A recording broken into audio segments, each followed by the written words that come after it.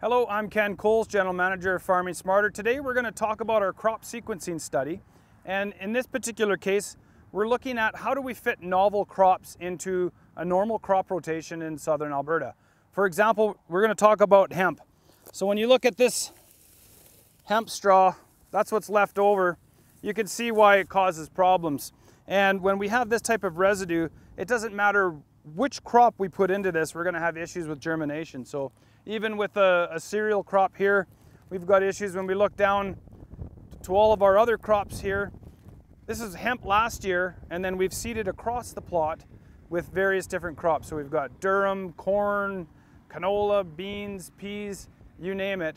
And part of the beauty of this study is now we're going to try to figure out, with a new crop like hemp, how do we fit that into the right crop sequence?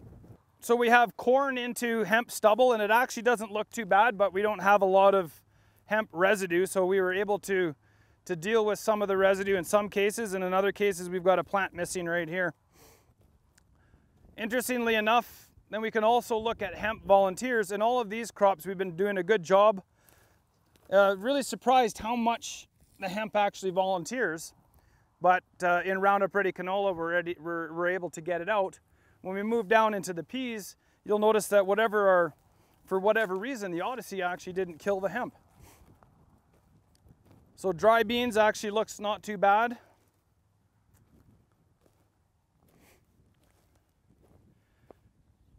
This wheat crop, not too bad as well.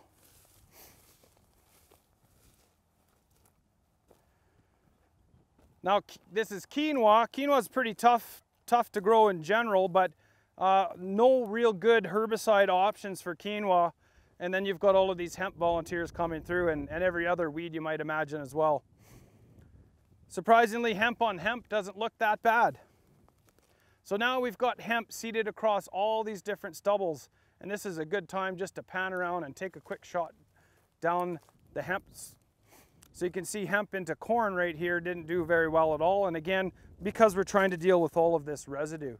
But you can pick out, and we'll go for a walk down there. Actually, we can even walk to this one right here. But you can very clearly see where hemp, following certain residues, did a lot better than others. So right here, this is hemp after pea stubble, and probably one of your best looking hemp crops is all. Hemp into canola, well, we've got a schwackload of canola volunteers. So with very little herbicide options, you can see we've got just a tremendous cover of canola volunteers coming up that's going to compete. Interestingly though, if we come back in a few weeks, this hemp will probably outcompete the canola.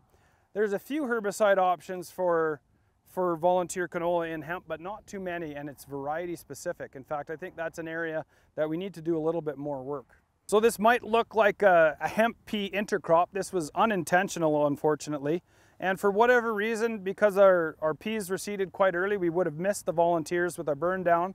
And it seems that Odyssey didn't really hurt the hemp. So actually, I'm kind of curious to do a little bit of herbicide work with some of the Odyssey products, Imazamox and Imazapyr on hemp. Unfortunately, most hemp is actually, the markets right now are driven by the organic market, so they don't like to have too many herbicides sprayed. But as this crop continues to develop markets, both with CBD and with fiber markets, then maybe more interest will be necessary to do some herbicide work. As far as being able to deal with the hemp residue that we're seeding into, if we had fiber markets, I think removing the straw is always going to be the best bet. I think in this situation here, we did just combine for the grain and leave the straw behind.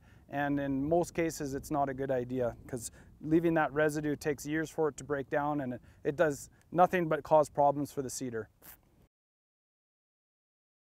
So you can see behind me, we have this matrix of 49 different crop sequences. So every permutation and combination of what stubble was planted last year versus what crop is grown this year. And I think by the end of the study, and this is being done at multiple locations across Western Canada, that we'll have a better idea of where are the right places to insert these new and emerging crops like hemp and quinoa into our crop rotation. So look forward to seeing you on the next tour.